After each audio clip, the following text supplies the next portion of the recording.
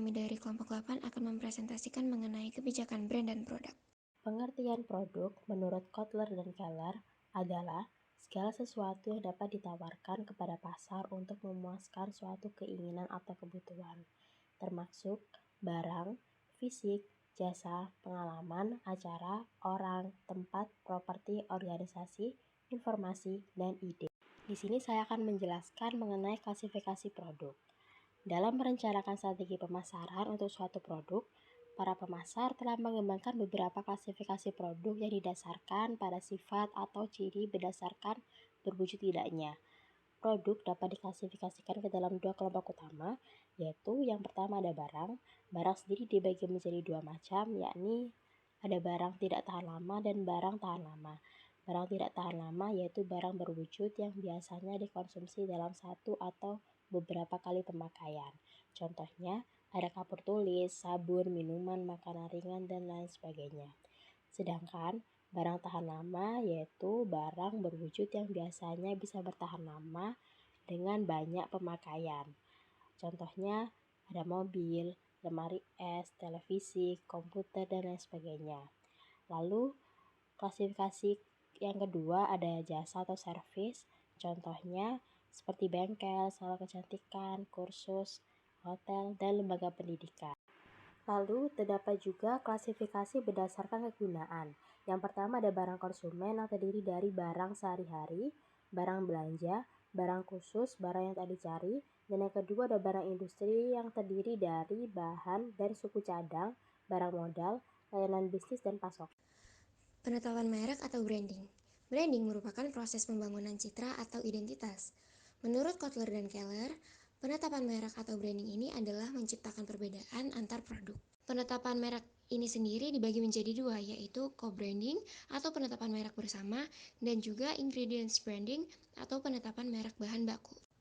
Co-branding adalah strategi pemasaran di mana dua merek atau lebih bekerja sama untuk menciptakan produk atau layanan bersama yang memanfaatkan citra dan keunggulan masing-masing merek.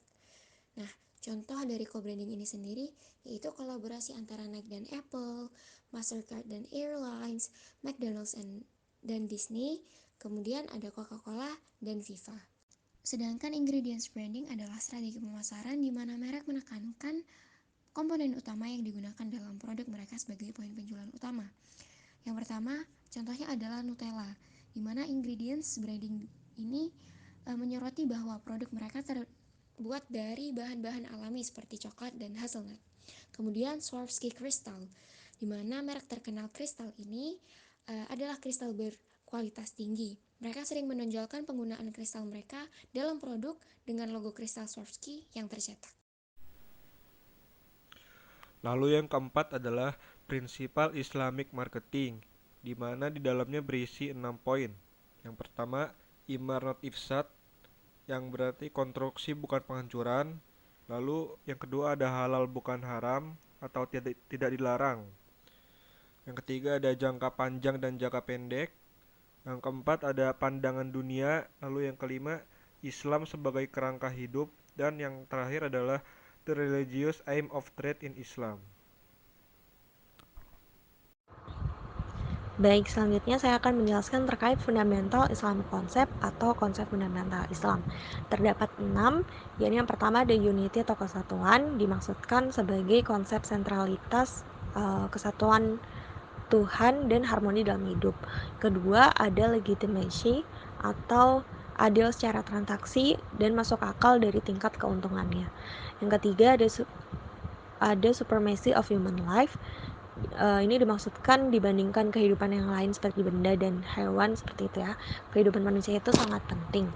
Lalu ada product standardization, dimaksudkan loyalitas merek yang kuat, loyalitas kepada perusahaan, dan peluang bagi mereka yang memiliki strategi kuat dalam merek. Lalu ada community dan develop of Islamic consumer safe with Islamic oriented product and service, dimana dimaksudkan dalam produk-produk yang bergizi, sejuk, dan mudah dicerna untuk sahur dan juga iftar ketika berpuasa.